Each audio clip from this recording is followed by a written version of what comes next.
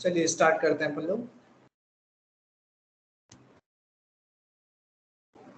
आवाज आ रही है?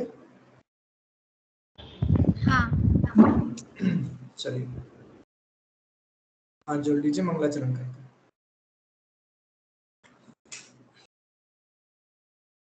णमो अरिहन्ताणम् णमो सिद्धाणम् णमो आयर्याणम् णमो वज्रायाणम् णमो लोय सवसाहुणम्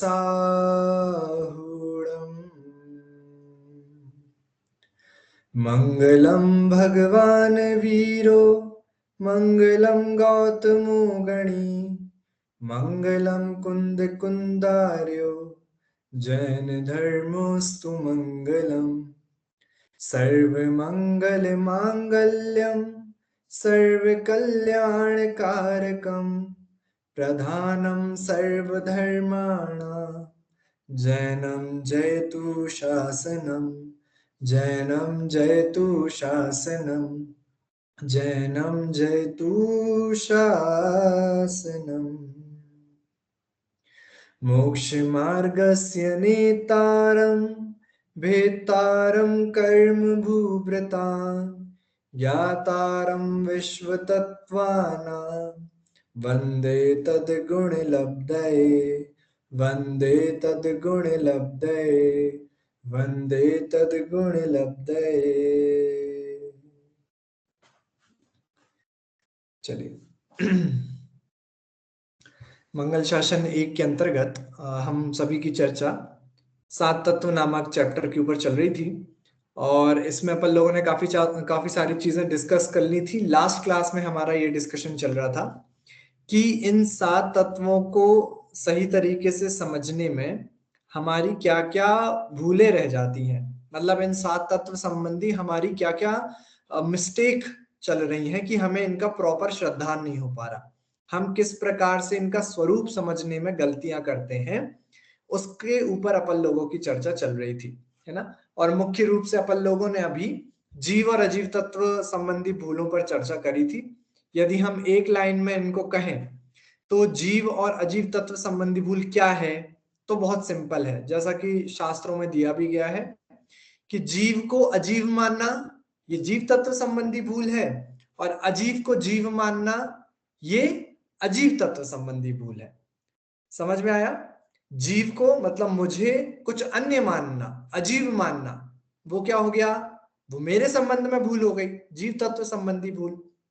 और अजीव को, जो अजीव है, इसको जीव मानना मतलब मेरा मानना, अपना मानना, मैं इसको भोग सकता हूं ऐसा मानना, ये इसके संबंध में गलती हो गई, अजीव तत्व संबंधी भूल हो गई। ठीक है, तो एक लाइन में आप ऐसा कह सकते हैं। अब 6 डाला में बहुत सारा इसका एक्सप्लेनेशन भी दिया है। 6 डाला में अगर आप लोगों को याद हो, मैं सुखी दुखी, मैं रंग कराव, मेरे ग्रह गोधन प्रभाव, है ना।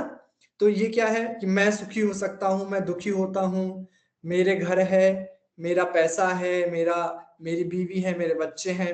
तो ये सब आप क्या कर रहे हैं, ये आप जीव और अजीव तत्व संबंधी भूल कर रहे हैं, क्योंकि आप दोनों का मिश्रण कर रहे हैं, आप दोनों को मिला रहे हैं।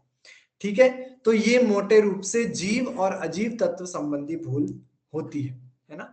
अब आप इसके विस्तार में जितना जितने चले जाएं उतना कम है।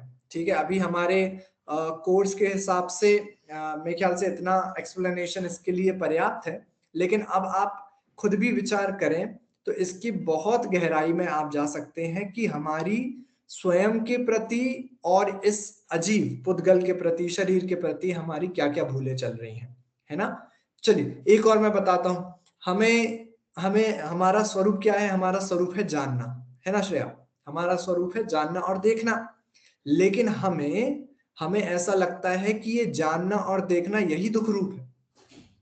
ऐसा कब लगता है, मैं बताऊं आपको एग्जाम्पल से, एग्जाम्पल देके मैं सिद्ध करूं कि जानना दुख का कारण है, सिद्ध करके दिखाऊं। ठीक है, चलो अब एग्जाम्पल सुनना आप, ठीक है, ध्यान से श्रेया। कामनी दीदी सुन रही हैं आप? हाँ जी भैया जी।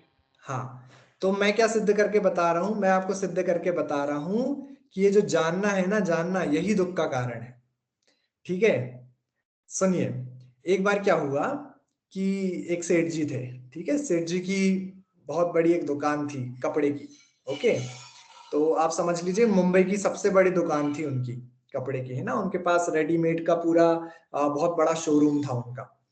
तो क्या हुआ कि सेठ जी सो रहे थे, सुबह का वक्त था, और एकदम से ना उनकी जो सेठानी जी थी, उन्होंने उनको नींद से उठाया। अरे उठिए उठिए उठिए उठिए उठिए। तो सेठ जी, अरे क्या हो गया, तुम इतने सुबह सुबह मुझे क्यों उठा रही हो, पागल हो गई हो क्या, ऐसे कोई उठाता है। सेठ जी थोड़ा गुस्सा हुए।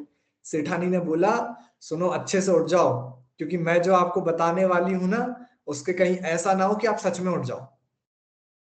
तो सेठ जी ने बोला, क्या हो क्या गया है, तुम ऐसे भड़क क्यों रही हो, ऐसा इतनी इमरजेंसी क्या आ गई है।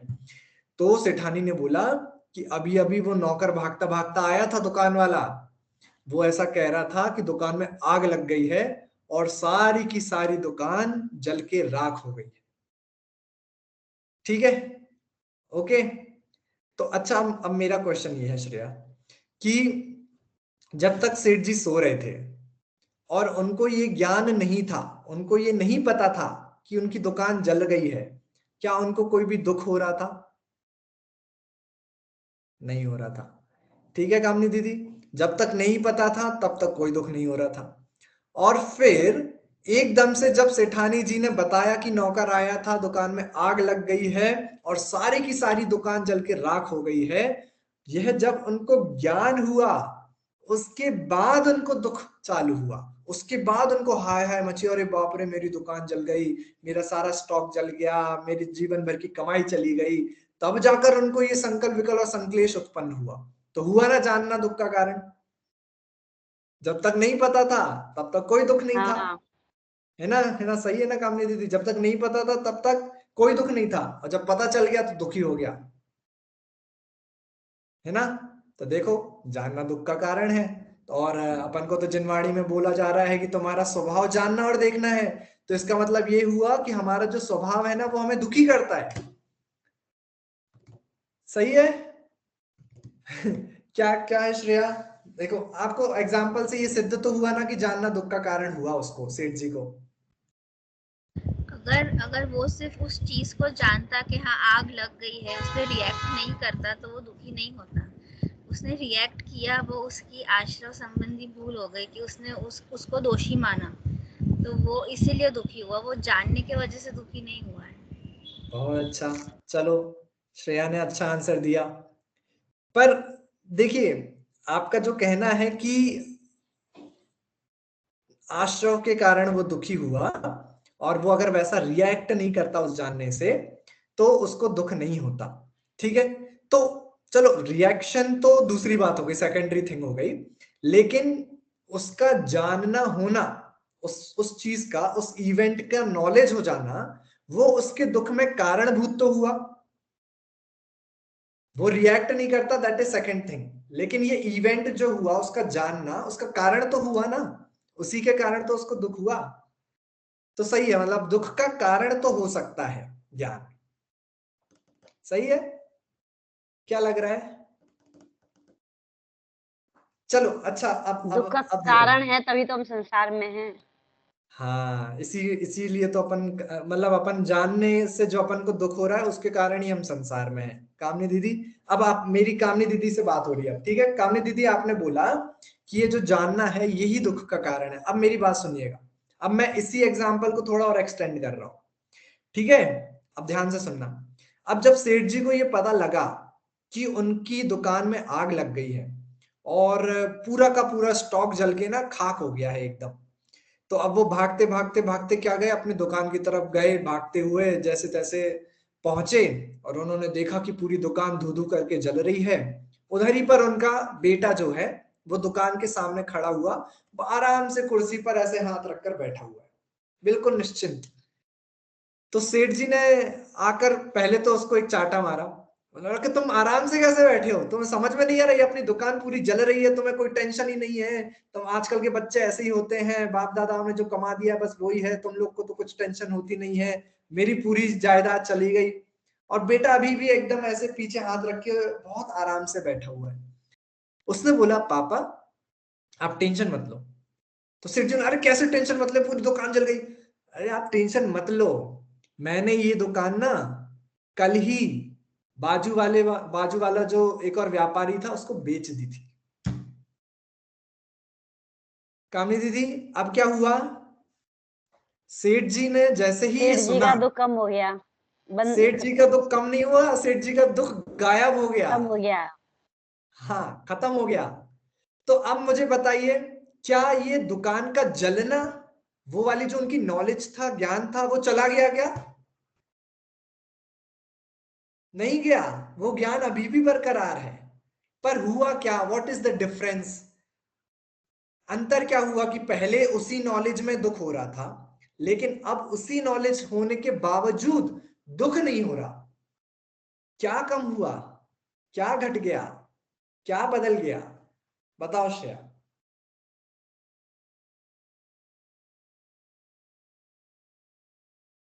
हाँ कामनी दीदी आगे, चलो कामनी दीदी आप बताइए कि पहले सेठ जी को उसी दुकान के जलने के इवेंट में, ज्ञान में दुख हो रहा था, लेकिन अब वही ज्ञान होने के बावजूद उन्हें कोई दुख नहीं हो रहा। क्या बदल गया? वो मेरा नहीं है, वो पराया है, इसलिए। हाँ हाँ, यही मैं सुनना चाह रहा था। इसका मतलब ये हुआ श्रेया, इससे ये सिद्ध हुआ, देखो ज्ञान तो पहले भी था और ज्ञान बाद में भी है कि दुकान जल रही है। इसका मतलब ये हुआ कि ज्ञान दुख का कारण नहीं है। और ज्ञान दुख का कारण हो तो बाद में सेकंड इवेंट में भी उनको दुख होना चाहिए, क्योंकि ज्ञान तो बरकरार है। इसका मतलब ये हुआ ज्ञान दुख का कारण नहीं है कामनी दीदी, बल्कि पहले जो राग था वह उन्हें दुख दे रहा था, और अब वह राग खत्म हुआ कि दुकान किसी और को बेच दी, मेरी नहीं है। जब राग ऐसा खत्म हो गया तो दुख भी उसके साथ खत्म हो गया। इसका मतलब ये हुआ ज्ञान दुख का कारण नहीं है, राग दुख का कारण है ना? समझ में आया? समझ में आया? तो हमें हमें यही यही भ्रांतियां चलती रहती हैं। हमें ये लगता है कि हमने अगर कोई गलत चीज जान ली, अगर कोई गंदे विकल्प हमारे मन में आ गए ना, तो हमने बहुत बड़ा अपराध कर दिया, है ना? जबकि सारा का सारा पाप, सारा का सारा मिथ्यात्व इस बात का है कि हमें उस चीज के प्रति राग होता है या फिर द्वेष होता है। हम कोई भी वस्तु को देखते हैं ना, हम कोई भी वस्तु को जानते हैं, तो हमारा फर्स्ट थॉट ये होता है कि ये अच्छी है या बुरी है, ये मेरी है कि पराई है। और जब हम इन ढांचों में उस वस्तु को ढालने की कोशिश करते हैं, तभी हमें दुख की प्राप्ति होती है। अगर हम उसे अच्छे बुरे में ना नापें और मेरे पराये में ना नापें, तो वो हमें कोई भी सुख दुख कराने में निमित्त नहीं बनती। जैसा कि अभी अभी अपन लोगों ने इस एग्जाम्पल के माध्यम से समझा। तो आपका जो स्वभाव है, आपका जो रूप है, स्वरूप है, जानना और देखना, वह कभी भी दुख का कारण नहीं हो सकता। हमेशा दुख का कारण ये आश्रव, राग द्वेष आदि भाव ही होते हैं। इतनी बात अपन को अच्छे से समझना चाहिए। जब तक अपन इन राग द्वेष आदि भावों को दुखदायी नहीं मानेंगे, तब तक अपन इनको हटाने की कोशिश भी नहीं करेंगे। ठीक है, समझ में आया? चलो, ये तो हो गई जीव और अजीव तत्व संबंधी भूलें, जो अपन ने थोड़े से शॉर्ट रूप में अपन लोगों ने समझी। और भी इसका काफी विस्तार हो सकता है, लेकिन अभी के लिए इतना अपन के लिए काफी है। आगे बढ़ते हैं। अब अपन आते हैं आश्रव और बंध तत्व संबंधी भूलों पे। ठीक है, आश्रव और बंध तत्व संबंधी भूलों का भी यद्यपि बहुत विस्तार हो सकता है, लेकिन आपके कोर्स के अनुरूप और मुख्यतः जो शास्त्रों में बात आती है वो ये आती है कि जीव आश्रव तत्व की क्या भूल करता है। जीव आश्रव तत्व में संबंधी सबसे बड़ी भूल ये करता है कि आपको पता है ना, आश्रव के दो भेद होते हैं श्रेया, कौन कौन से? पुण्य और पाप। पुण्य और पाप, बहुत बढ़िया। तो जीव पुण्य आश्रव को तो भला जानता है और पाप आश्रव को बुरा मानता है। क्या बोला?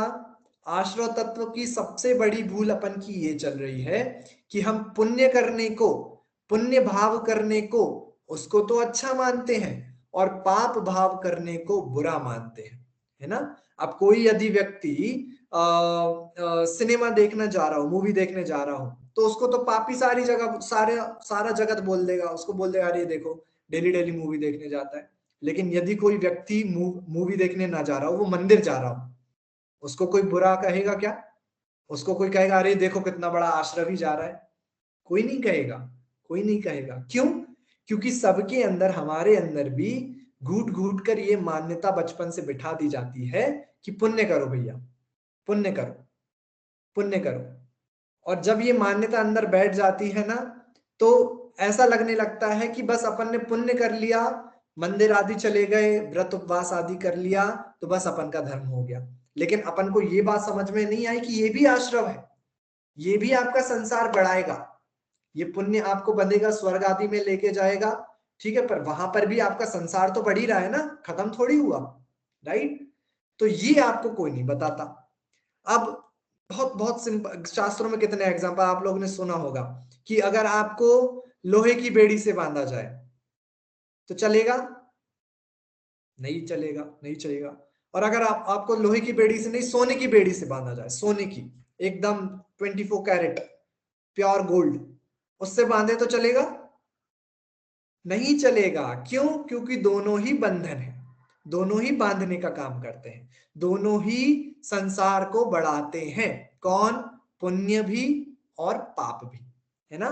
और हम इन दोनों में डिफरेंस करते हैं। हम मानते हैं कि पाप तो बुरा है, पुण्य अच्छा है, पुण्य करते रहो, और पुण्य करते करते जीव का पूरा मतलब जीवन चला जाता है। और जो मुख्य बात है, मतलब आत्मा का स्वरूप समझना, स्वयं का स्वरूप समझना, वो बात एक साइड में रह जाती है। तो आश्रव तत्व के संबंधी भूलों में जब भी आप शास्त्रों को उठाएंगे, तो आचार्य देवों ने बहुत बहुत फोकस कर कर इसी बात को बारंबार कहा है कि पुण्य और पाप दोनों एक ही की संतान है। किसके संतान है? आश्रव की संतान है। दोनों ही दुखदाई है। ऐसा नहीं है कि पुण्य पुण्य भाव करने से आपको सुख मिलेगा, स्वर्ग आदि में जाएंगे, लेकिन स्वर्ग आदि के बाद तो फिर से वापस संसार में आ जाएंगे, तो फिर क्या फायदा हुआ, है ना? तो वो भी कालांतर में दुख रूप ही है। इसलिए पुण्य और पाप में भेद नहीं करना।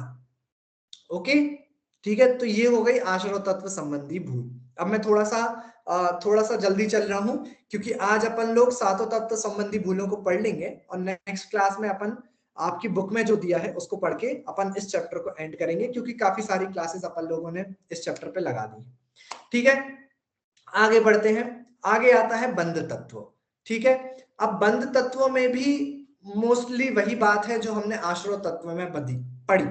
मतलब पुण्य बंध को अच्छा मानता है, पाप बंध को बुरा मानता है। ठीक है, जैसे पुण्य भावों को अच्छा मान रहा था, पुण्य आश्रव को अच्छा मान रहा था, और पाप आश्रव को बुरा मान रहा था, वही बात बंध तत्व में भी है कि पुण्य बंध को तो अच्छा मानता है, पाप बंध को बुरा मानता है। ये गलत है। दोनों ही बंध रूप है, दोनों ही संसार के कारण है, इसलिए इन दोनों में भेद करना नहीं। यही है आश्रव और बंध तत्व की भूल को मिटाना। ठीक है, अब इसमें और भी बहुत सारा विस्तार हो सकता है। जैसे अपन लोगों ने कषाय आदि की बात पहले ली थी, है ना, कि क्रोध आदि भी अपन नहीं करते। यही क्रोध को समझने का सबसे अच्छा तरीका है कि मैं क्रोध नहीं करता, कर्म के उदय की वजह से होता है, लेकिन मैं उसका करता नहीं। यह आश्रव को अच्छे तरीके से समझना है, यही उसके बारे में सच्ची मान्यता है। ठीक है, आगे बढ़ते हैं। अब आते हैं अपन संवर और निर्जरा।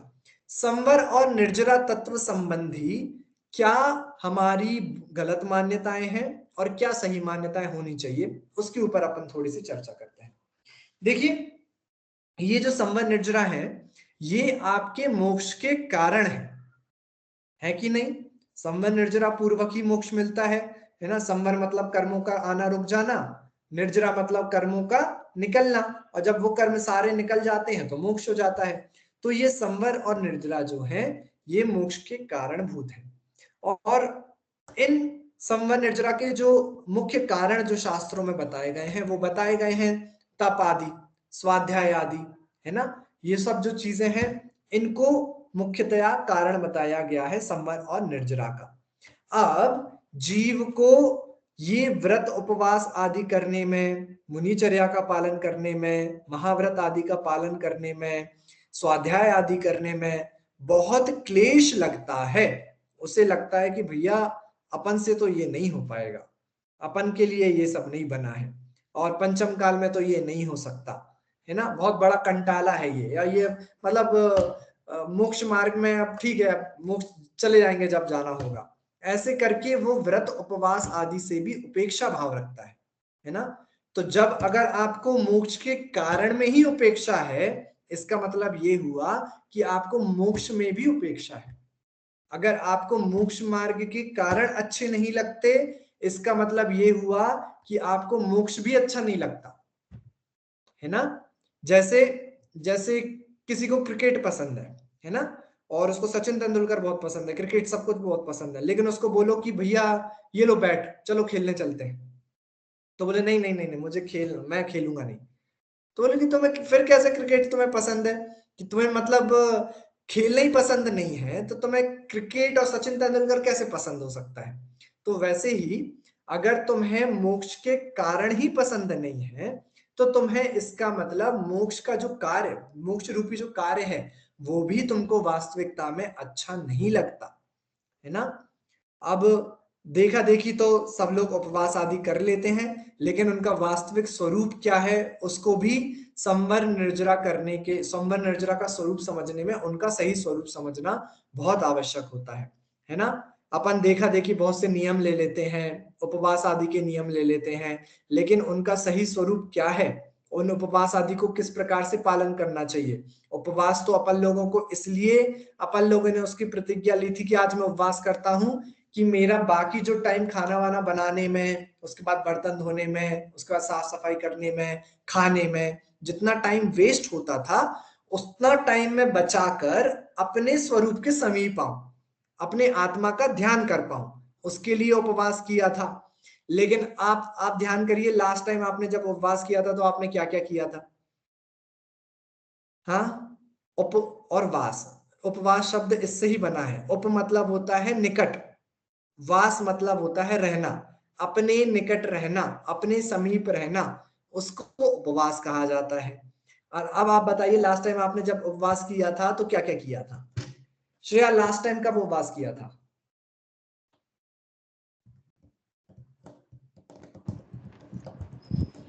नहीं करती, क्या। मैं उपवास नहीं करती, मैं एकासन करती। हाँ चलो एकासन ले लीजिए, लास्ट टाइम एकासन कब किया था, 10 लक्षण में। हाँ, ठीक है, तो क्या क्या किया था उस दिन। स्वाध्याय नहीं किया था।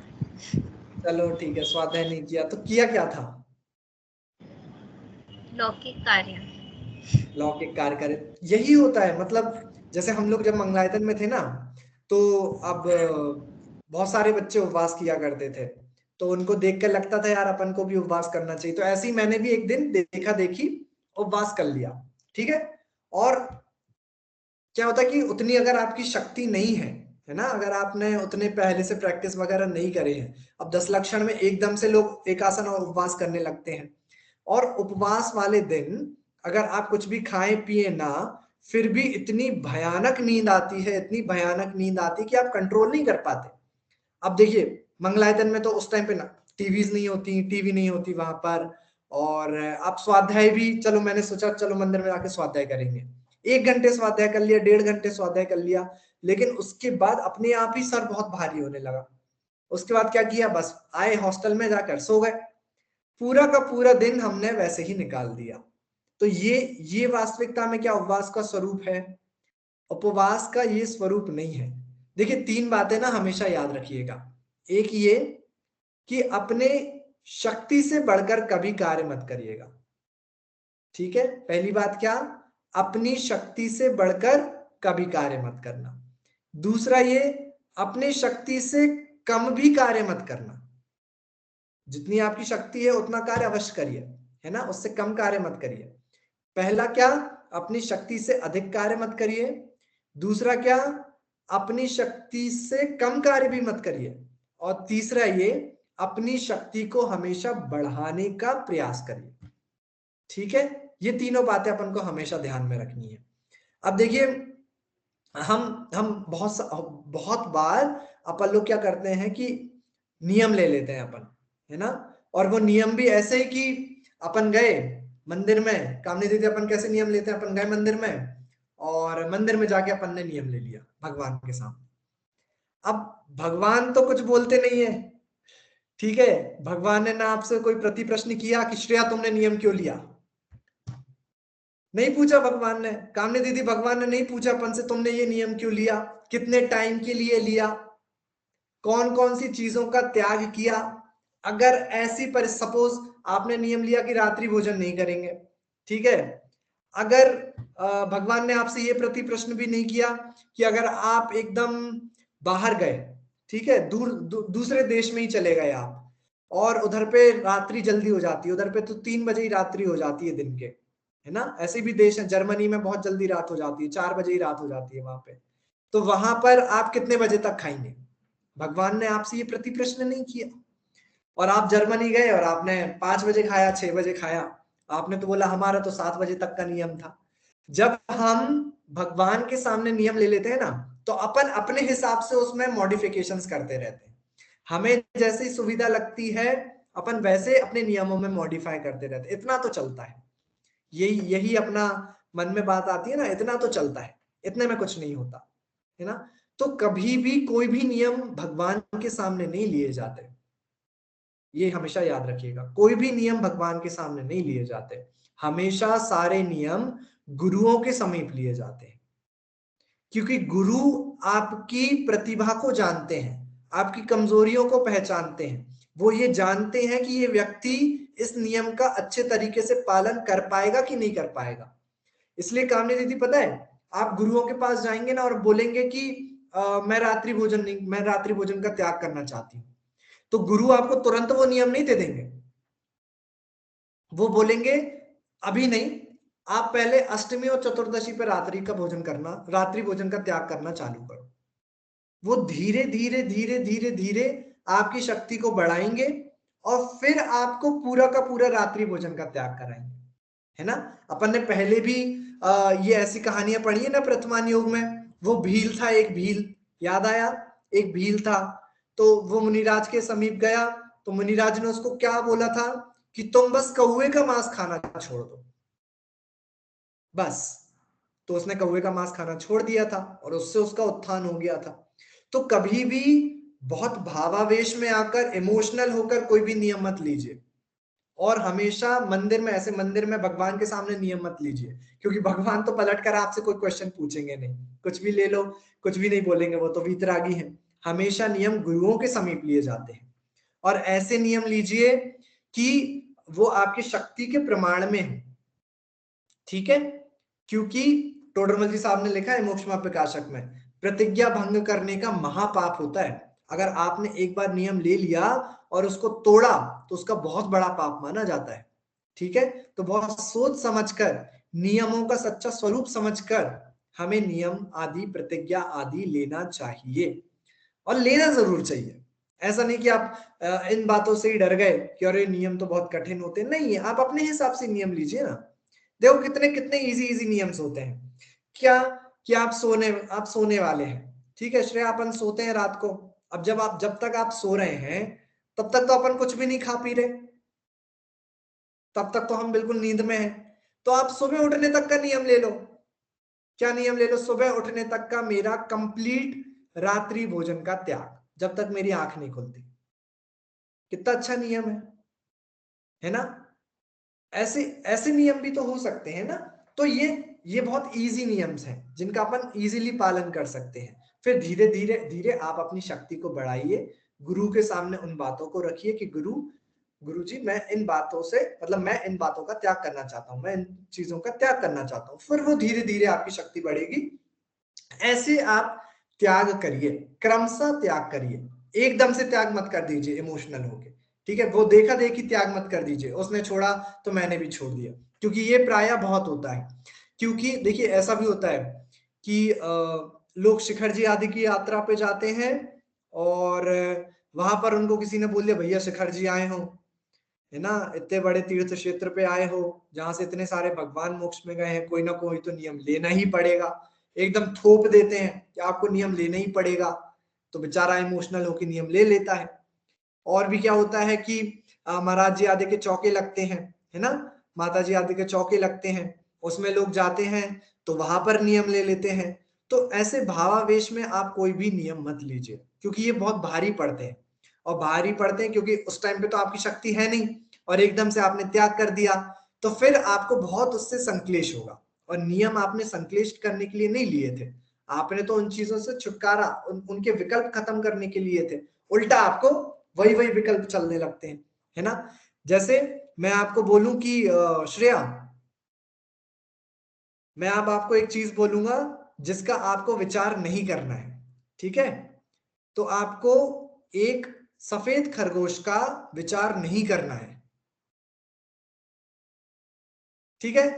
हो गया श्रेया, नहीं कर रहे हो ना विचार सफेद खरगोश का। अब वही आपके आ दिमाग गया में विचार आएगा। तो। काम नहीं दीदी, अब वही आपके दिमाग में आएगा।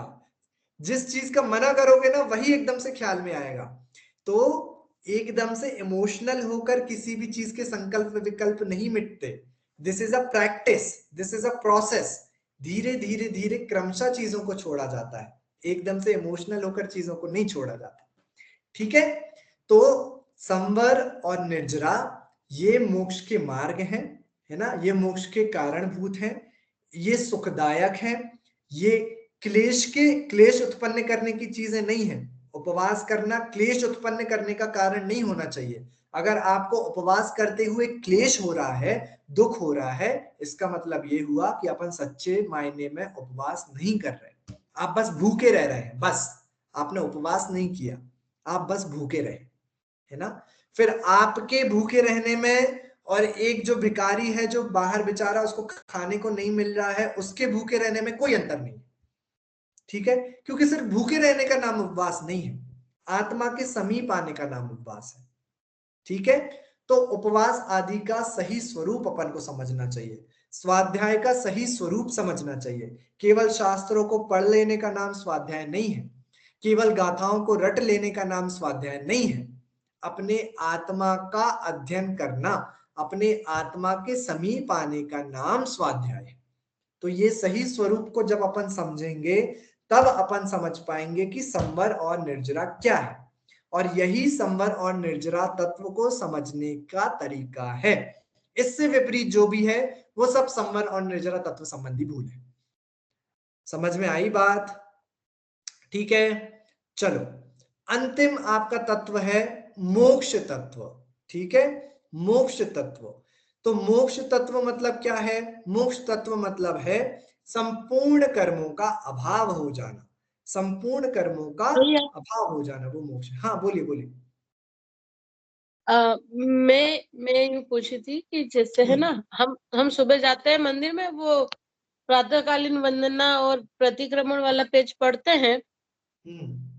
उसमें ऐसा लिखा होता है कि मैं जिस देश दिशा में रहूं आऊं जाऊं, उस देश दिशा की मुझे छूट रहेगी, बाकी सब देश दिशाओं में आवागमन करने का मुझे त्याग रहेगा।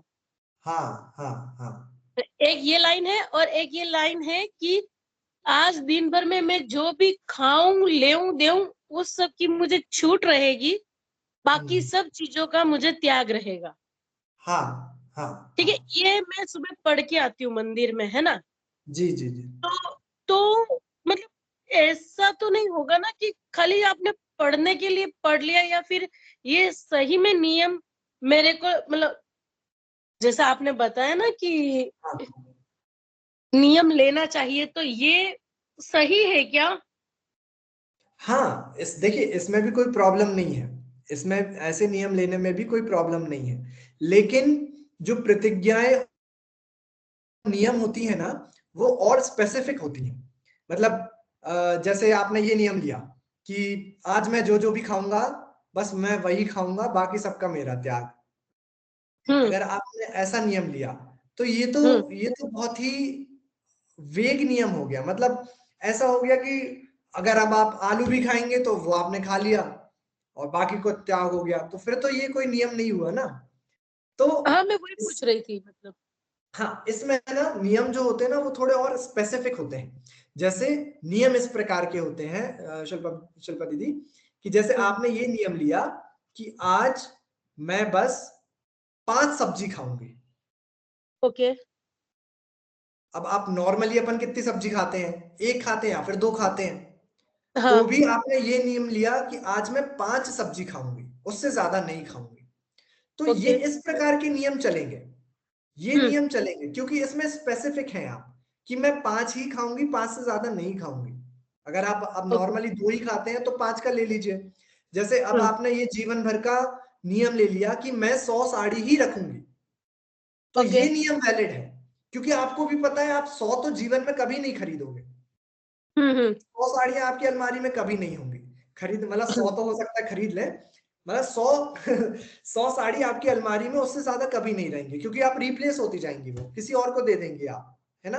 100 हाँ साड़ी से हाँ ज्यादा मेरी अलमारी में नहीं रहेंगी, ये नियम वैलिड ओके है ना। हाँ जैसे आज आप ये नियम लें कि आज मैं अमेरिका नहीं जाऊंगी, क्योंकि आपको पता है आज तो मैं 100% अमेरिका नहीं जाऊंगी, तो ये नियम हाँ वैलिड, ठीक है। ओके तो नियमों में कुछ स्पेसिफिक नियम होने चाहिए, कुछ कुछ निर्धारित कुछ होना चाहिए। ऐसा नहीं होना चाहिए कि मैं आज जो जो खाऊंगा बस वही मैं खाऊंगा, अरे तो फिर तो आप तो मतलब कुछ भी खाओगे ये तो कोई हाँ निर्धारित हाँ चीज ही नहीं हुआ, है ना।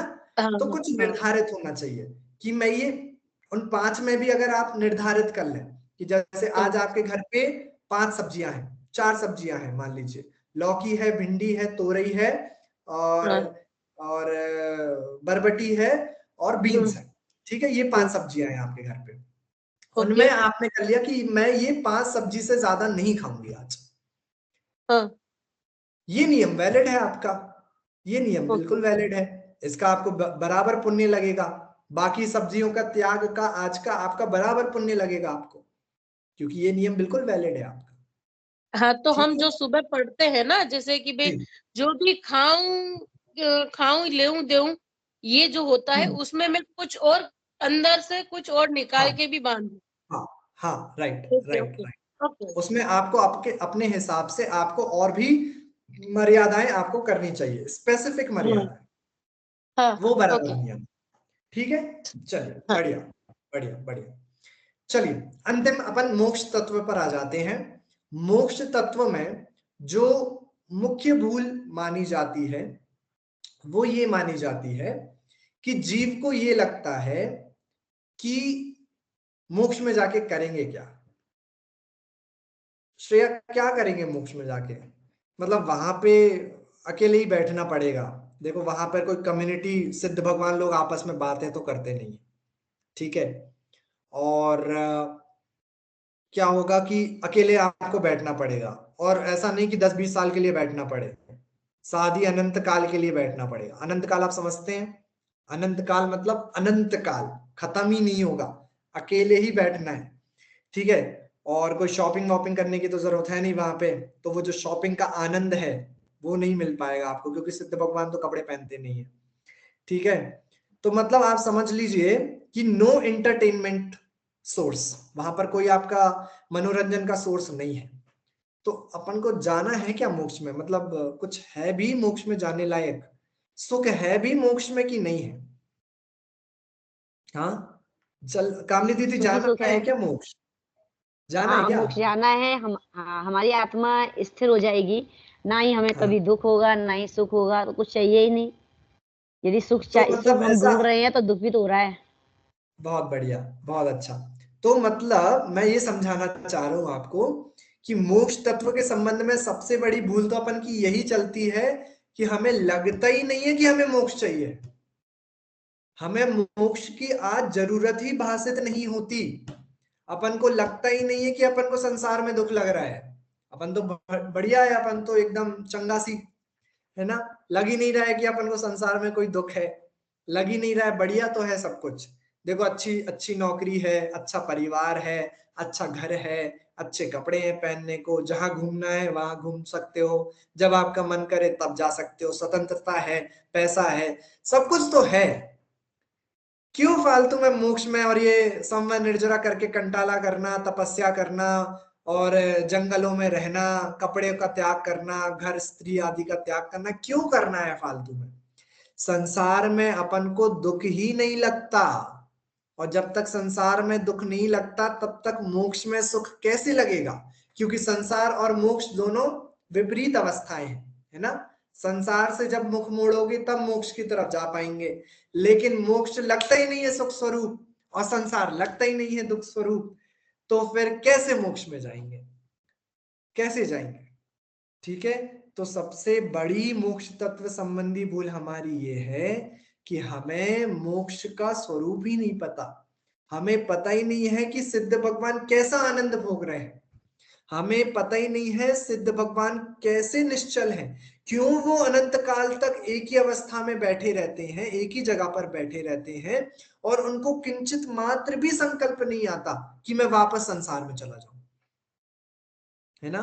क्यों क्यों, क्या ऐसा कौन सा सुख वो भोग रहे हैं, वो सुख जो भोग रहे हैं वो कौन सा सुख है, वो आत्मिक सुख कैसा होता है, अपन को उस सुख का विश्वास ही नहीं है। और वही मोक्ष तत्व की सबसे बड़ी भूल अपन लोगों को चल रही है। दूसरी एक और भूल जो मोक्ष तत्व के संबंध में अपन की चलती है वो ये चलती है, श्रेया आपको ऐसा लगता है क्या कि व्रत उपवास आदि जो शुभ भाव है, कामनी दीदी, शिल्पा दीदी, आप लोग भी इस पर सोचिएगा थोड़ा, अपन लोगों को कहीं क्या ऐसा लगता है क्या कि ये जो व्रत उपवास आदि जो ये भाव है, शुभ भाव है, इनको जब अपन एक लेवल तक करते हैं, ठीक है, किसी ने करा एक लेवल तक उसको किया, तो उसको स्वर्ग की प्राप्ति हो जाती है। और वही व्यक्ति यदि उन शुभ भावों को एक लेवल और अप कर दे और बढ़कर उन शुभ भावों को कर दे और बिल्कुल एक्सट्रीम लेवल पर उन शुभ भावों को कर दे, तो उसको मोक्ष की प्राप्ति हो जाती है। ऐसा लगता है क्या? हाँ कामनी दीदी? हाँ, देखो उपवास से स्वर्ग की प्राप्ति हो रही है, ऐसा कैसे हो सकता है? उपवास आदि करते हुए, जैसे चलो उपवास का एग्जांपल छोड़िए, प्रतिमाधारी है कोई, ठीक है, उसने जीवन भर प्रतिमाओं का पालन किया बराबर एकदम, है ना, प्रतिमाओं का पालन किया तो वो स्वर्ग चला जाता है। और मुनि अवस्था में आ गया, ठीक है, मुनि अवस्था का बराबर पालन किया तो वो मोक्ष में चला जाता है। सही है ना, सही है ना। और उसके भाव भी तो देखे जाएंगे। हाँ, पर कौन से भाव? आत्मीय भाव। एक कहानी है कि महाराज जी भी थे और दूसरी एक रूम में कोई लेडीज थी जो अच्छे कार्य नहीं करती थी, पर वो जो लेडीज थी उसके भाव शुद्ध थे। वो महाराज जी को जब भी देखती थी तो कितने शुद्ध भाव के हैं, ये स्वर्ग रूपी या मोक्षगामी जीव हैं। पर वो महाराज जी के भाव सही नहीं थे। ये कहानी मुझे सही से याद नहीं आ रही। तो वो महाराज जी के भाव बिगड़ने के चक्कर में उनकी आगे की भाव सही नहीं हुए, और जबकि वो लेडीज जबकि अच्छे कार्य नहीं करती थी फिर भी उसके भाव के चक्कर में उसको अच्छी गति मिली। तो सारी महिमा तो अंदर आत्मीय भाव की है। व्रत करने से, प्रतिभा लेने से, महाराज जी बनने से कुछ नहीं होता। बहुत अच्छा, बहुत अच्छा, मैं यही सुनना चाह रहा था कि देखिए ये कहानी और है ना भैया कि वो जैसे सेठ जी सामायिक का वो लेके बैठते नियम, और पानी की वो तलब के चलते वो मेंढक बन जाते हैं, और वो दिया बुझता नहीं है, समथिंग ऐसा भी है ना वो। हाँ, वो ऐसी कहानी थी कि वो ये अपन लोगों को नियम के संबंध में भी समझनी चाहिए, नियम आदि लेने के संबंध में। उसमें कहानी ऐसी थी कि एक सेठ जी थे, वो ये नियम लेकर बैठे सामायिक में, श्रेया, सामायिक में बैठ गए, अपने सामने एक जलता हुआ दिया रख दिया, ठीक है, दिए में घी डालते हैं और दिया जलाकर बैठ गए। और ये उन्होंने नियम लिया था कि जब तक इस दिए का तेल खत्म नहीं हो जाता, मतलब जब तक ये दिया बुझ नहीं जाता तब तक मैं सामायिक करूंगा, ठीक है। अब बैठ गए ये नियम लेके। अब उनकी वाइफ जो थी, पत्नी जो थी, अब वो जैसे ही उस दिए में तेल कम हो तो उनकी वाइफ ने सोचा, अरे यार ये ध्यान कर रहे हैं, कुछ पढ़ रहे हैं, अध्ययन कर रहे हैं, तो अपन को इसमें दीपक में वापस से तेल डाल देना चाहिए। तो उनकी वाइफ ने वापस से उसमें तेल भर दिया। दूसरी बार खत्म हुआ, फिर से भर दिया। तीसरी बार खत्म हुआ, फिर से भर दिया। अब सेठ जी के अंदर अंदर अंदर इतना संकल्प विकल्प चल रहा है, इतना संकलेश चल रहा है, अरे ये बुझ क्यों नहीं रहा दिया, ये दिया बुझ क्यों नहीं रहा, बुझ क्यों नहीं रहा, ठीक है। तो ऐसे नियम मत लीजिएगा, तो वो मरकर वो वो जो सेठ जी थे वो मेंढक बन गए थे। ठीक है, तो ऐसे संकल्प विकल्प जिसमें हो ऐसे नियम मत लीजिएगा। तो वापस से आते हैं अपन इस बात पे कि भैया आपके शुभ भावों से, प्रतिमाओं ले लेने से या फिर मुनि लिंग धारण कर लेने से भी मोक्ष का कोई संबंध नहीं है। मोक्ष का कोई संबंध नहीं है। आपका ज्ञान अधिक हो जाने से या फिर ज्ञान कम हो जाने से, इससे भी मोक्ष का कोई संबंध नहीं है। आपके अंतर में कितना शुद्ध भाव है, आप अपनी आत्मा को कितना पहचानते हैं, उससे आपके मोक्ष का संबंध है। ठीक है, आपने शिवभूति मुनिराज का नाम सुना है? शिवभूति मुनिराज का नाम सुना है आप लोगों ने? एक शिवभूति मुनिराज थे। वो शिवभूति मुनिराज को इतना कम ज्ञान था, इतना कम ज्ञान था कि उनको ड़मुकार मंत्र भी याद नहीं था। पता है आपको? ड़मुकार मंत्र भी उनको याद नहीं था। तो अब सोचिए, अब आप सोचिए कि शिवभूति मुनिराज तो चलो समझ लीजिए 10 साल से दीक्षित हैं, वो 10 साल से संघ में है, लेकिन उनको 10 साल से उनको कोई ज्ञान नहीं हुआ, ड़मुकार मंत्र भी उनको ज्ञान नहीं है ना? और उनके ही बाद मतलब अभी अभी 10 साल के बाद एक नवदीक्षित मुनिराज आए हैं और उनको बहुत अच्छा शास्त्रों का ज्ञान है, द्वादशांग का ज्ञान है उनको। ठीक है, अब वो आपके शिवभूति मुनिराज और वो नवदीक्षित मुनिराज दोनों वहां पर बैठे हुए विराजमान है। लोगों ने बोला कि महाराज जी कुछ उपदेश दीजिए, कुछ बताइए हमको। शिवभूति मुनिराज से बोला और शिवभूति मुनिराज ने बोल दिया भैया हमको तो नहीं पता, हमें तो नहीं आता। और फिर दूसरे जो अभी अभी दीक्षित होकर आए हैं मुनिराज, ठीक है, उनसे बोला तो उन्होंने बढ़िया उपदेश दिया। उनको तो द्वादशांग का ज्ञान, तो उन्होंने बहुत अच्छा उपदेश दिया, है ना? और लोगों ने बहुत जयकारे लगाए उन मुनिराज के, क्या गजब का ज्ञान है आपका, क्या गजब का ज्ञान है। मेरा क्वेश्चन ये है, शिवभूति मुनिराज को कितनी टेंशन है? बताइए, कितनी टेंशन हो रही है शिवभूति मुनिराज को? 0 टेंशन हो रही है, 0 टेंशन। क्यों? क्योंकि अंतर में ये श्रद्धान है कि ज्ञान ज्यादा होने से अथवा कम होने से मोक्ष मार्ग में कोई फर्क नहीं पड़ता, बल्कि आप आत्मा को कितना समझते हैं, जानते हैं, उससे आपके मोक्ष मार्ग में फर्क पड़ता है। उससे आप मोक्ष मार्ग में कितना आगे हैं या कितना पीछे हैं, उससे फर्क पड़ता है। ठीक है, बात समझ में आ रही है? तो मोक्ष तत्व के संबंध में ये भ्रांति अपन को मिटानी है कि शुभ भाव को अधिक कर देने से आपको मोक्ष नहीं मिलेगा। दूसरी बात ये, मोक्ष दुखदाई नहीं है। मोक्ष आत्मा की सर्वोत्कृष्ट अवस्था है, लेकिन वो प्राप्त होगी आत्मा को ध्यान से। वो उसकी शुरुआत आत्मा का ध्यान करने से ही होगा। ठीक है, इतनी बात समझ में आई? तो ये 7 तत्व संबंधी कुछ मोटी मोटी भूलें हैं जो आपको शास्त्रों में भी पढ़ने को मिल जाएंगी और आपके कोर्स में भी है। इनका अपन जितना विस्तार करना चाहे उतना विस्तार कर सकते हैं। इनमें और भी बहुत सूक्ष्म बातें भी हैं जो अपन कालांतर में अलग सब्जेक्ट्स में भी अपन लोग पढ़े, या फिर कभी और समय मिलेगा तो अपन लोग पढ़ेंगे। अभी आप लोगों का समय हो गया है। अपन अब नेक्स्ट क्लास में क्या करने वाले हैं, नेक्स्ट क्लास में अपन लोग आपके जो चैप्टर है, मतलब अपन किताब से भी एक बार इसको पढ़ेंगे कि उसमें 7 तत्वों का और क्या विवरण दिया है। अमूमन उसमें वही बातें आएंगी जो अपन लोग सब कुछ प्रीवियस क्लासेस में समझ चुके हैं। तत्व क्या है, कितने होते हैं, प्रयोजनभूत तत्व क्या है, अप्रयोजनभूत तत्व क्या है, 7 तत्व कौन कौन से हैं, उन 7 तत्वों का क्या स्वरूप है, उन 7 तत्वों के संबंध में अपन को क्या क्या भूलें चलती हैं, यही सारी बातें आपके चैप्टर में भी कवर होंगी। तो वो आप लोगों को आराम से समझ में अब आ जाएगा, क्योंकि अब अपन लोग सब कुछ डिस्कस करते हुए आ चुके हैं, है ना? ऐसी कोई बात अपन लोगों ने छोड़ी नहीं है जो आपके चैप्टर में कवर होंगी। तो खैर वो तो अपन जब आप लोग नेक्स्ट चैप्टर में अपन लोग चैप्टर पढ़ेंगे तब आप लोगों को वो ख्याल में आ जाएगा। अभी तक की बात में कोई डाउट है तो पूछ लीजिए। कोई डाउट है? कामनी दीदी, श्रेया, शिल्पा दीदी? नहीं? चलो बढ़िया बढ़िया बढ़िया, ठीक है। तो आज की क्लास फिर अपन यहीं पे खत्म करते हैं और नेक्स्ट क्लास में अपन लोग चैप्टर से अपन इसको पढ़ेंगे। ठीक है, चलिए। जिनवाणी स्तुति।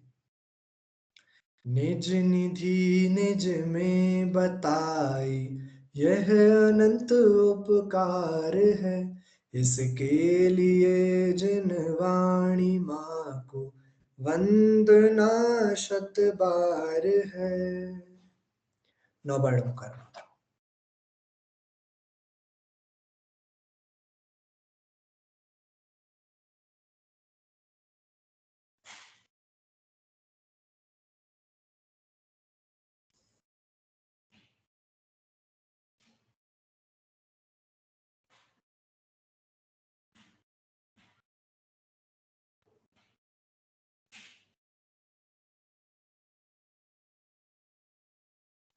बोले अंतर मुद्रावंत सर्व जनेन्द्र भगवंतों की जय हो। द्वादशात्मक जन्माणी माता की जय हो। जय हो। वीतरागी संतों की जय हो। अहिंसामयी जैन धर्म की जय हो। जय हो।